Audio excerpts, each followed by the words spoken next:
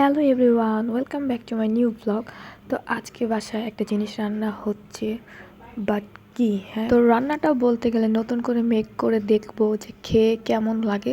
তো আজকে সেটাই তোমাদের সাথে ভাবলাম যে শেয়ার করি। আমরাও ফার্স্ট টাইম খাবো, তো তোমাদেরকেও আমি ফার্স্ট টাইম দেখাবো। আর এখানে মা ছেলে আদর করতেছে, মা ছেলেকে, ওদের এগুলো চলেই। তারপরে যেটা রান্না হবে তার জন্য ছোট ছোট গুঁড়া আলুগুলোকে ছুলে নিচ্ছে। তো এগুলো এভাবে ছুরির সাহায্যে ছিলে নিয়ে সুন্দর করে পরিষ্কার করে নিচ্ছে আমার আম্মু আর আমার নানি। এই তো এভাবে ছিলে একদম সুন্দর করে নিবে। আর এই তো পাতিলটা বসিয়ে দিল। আর হ্যাঁ, আমি বলে দিই আজকে কী রান্না হবে। আজকে রান্না হবে আলুর বিরিয়ানি। এটা জীবনে তোমরা শুনছো?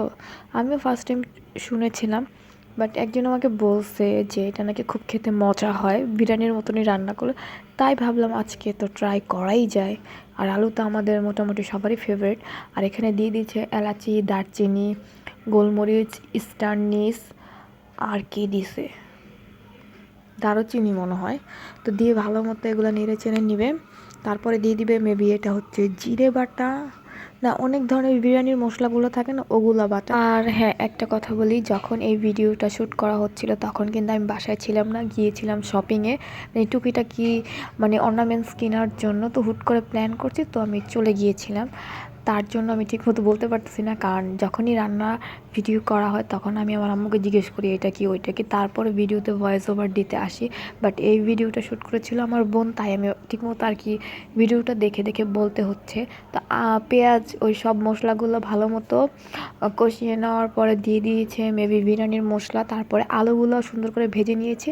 তারপরে দিয়ে দিয়েছে পোলাওয়ের চাল। দেন ভালো করে নেড়েচেড়ে দিয়ে দিল কাঁচামরিচ আর দিয়ে দিল পেঁয়াজ পাতা। এখন দিয়ে আবার মানে কি নাড়াচাড়া করতে হবে।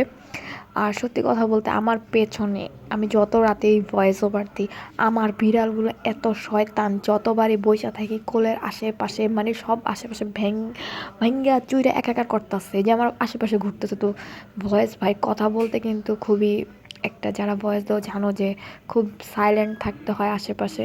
তো ওরা আমাকে প্রচুর ডিস্টার্ব করে। তারপরে পানি দেওয়ার পর পানিটা শুকিয়েও গেল। আর কারা কারা এভাবে আলুর বিরিয়ানি খেয়ে দেখে মানে খাইছো কখনো?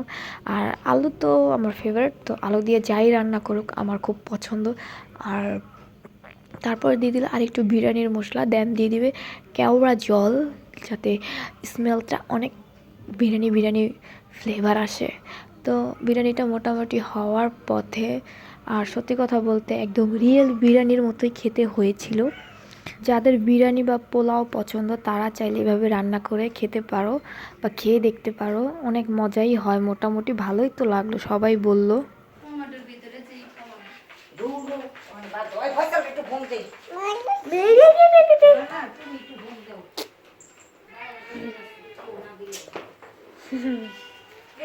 এখন আমরা খাবো। আলুর বিরিয়ানির সাথে খাওয়ার জন্য টমেটো, পেঁয়াজ, কাঁচামরিচ কেটে নিলাম, যাতে একটু খেতে আরেকটু স্বাদিষ্ট হয়। তারপরে আমি সালাডটা মেখে নিলাম। তো সুন্দর করে মেখে নেওয়ার পরে আর কি এখন খাওয়া দাওয়া চলবে। তারপরে দেখো বিরিয়ানির থেকে একদম ধোঁয়া বের হচ্ছে। যারা আমার মতো গরিব আছো, কম বাজেটে তোমরা গরুর মাংস ছাড়া এভাবে সুন্দর করে বিরিয়ানি রান্না করে খেয়ে ফেলতে পারো। আমার কাছে তো এটা খুবই ভালো লাগতেছে, কারণ আমি যেহেতু মাংস খাই না। আর যারা তোমরা মাংস খাও ওইটা তোমরা ডস খাবা, এছাড়া আর কিছুই না। বিরিয়ানি ফিল করতে পারবা, বাট বিরিয়ানির মাংস পাবা না। তো আলুই আমি মাংস ভেবে খেয়ে ফেললাম। আর আজকের ভিডিওটা কেমন লাগলো এই আলুর বিরিয়ানি তোমরা সবাই কমেন্ট করো। Bye bye.